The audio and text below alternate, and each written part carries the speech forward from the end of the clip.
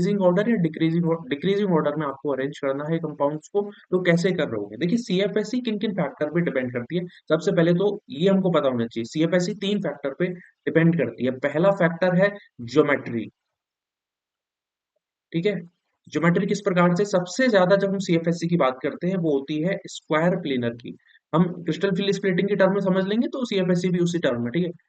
Delta square planar is greater than delta octahedral is greater than delta tetrahedral, ठीक है। ये कहानी होती है। मतलब सबसे पहले आप अगर आप ज्योमेट्री देख लोगे, ज्योमेट्री जैसे कोई कॉम्प्लेक्स हमारे पास में स्क्वायर प्लेनर है, ठीक है, और एक हमारे पास में टेट्राहेड्रल कॉम्प्लेक्स है, एक हमारे पास में ऑक्टाहेड्रल कॉम्प्लेक्स है, तो CFSE of the square planar will be highest then the octahedral and tetrahedral, ऐसा होता है। फिर हम दूसरी कंडीशन पे आते हैं, nature of the central atom, ठीक है। Nature of central atom, nature of central atom का क्या मतलब है? एक तो आप इसको ऐसे समझ सकते हो कि जेड फैक्टर या फिर ऑक्सीडेशन स्टेट जिसकी जितनी ज्यादा होगी, कहीं ना कहीं उसका जेड इफेक्टिव अगर ज्यादा है तो सीएफएससी भी उसकी ज्यादा होगी।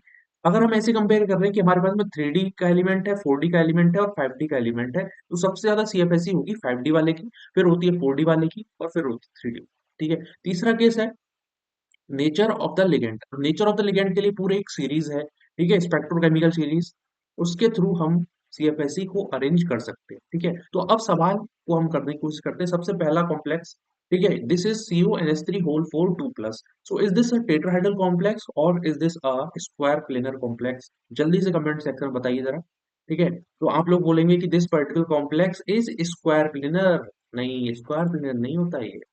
क्या होता है फिर? दिस इज टेट्राहेड्रल कॉम्प्लेक्स, ठीक है। बाकी के तीनों कॉम्प्लेक्स तो ऑक्टाहेड्रल की कैटेगरी में आ जाएंगे। देखिए कोऑर्डिनेट नंबर 6 है, मोनोडेंटेड लिगेंड है, यहाँ पर बाइडेंटेड लिगेंड है, और 3 से अटैच्ड है, EN3, मतलब ये भी कोऑर्डिनेशन जो कॉम्प्लेक्स है दैट इज ऑक्टाहेड्रल।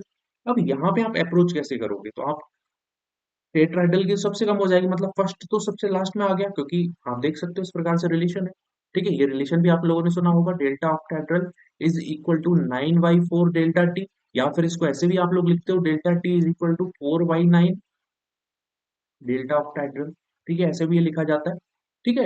अब आपको ये पता है, दूसरी कंडीशन आएगी nature of the central atom. Central atom हमारे पास में है, जेड इफेक्टिव के बेसिस पे आप अरेंज कर सकते हो, जेड इफेक्टिव आप 3 प्लस है, यहाँ पे 3 प्लस है, तो अब इन दोनों में भी रेस कहाँ पे चढ़ जाएगी? स्पेक्ट्रोकेमिकल सीरीज के according EN has more field strength than compares to NH3, इसका मतलब सबसे ज्यादा होगा 4 का, फिर होगा हमारा सेकंड का, और फिर हमारा हो जाएगा थर्ड का, और फिर हमारा लास्ट में फर्स्ट का। तो ऐसा कोई ऑप्शन हमारे पास में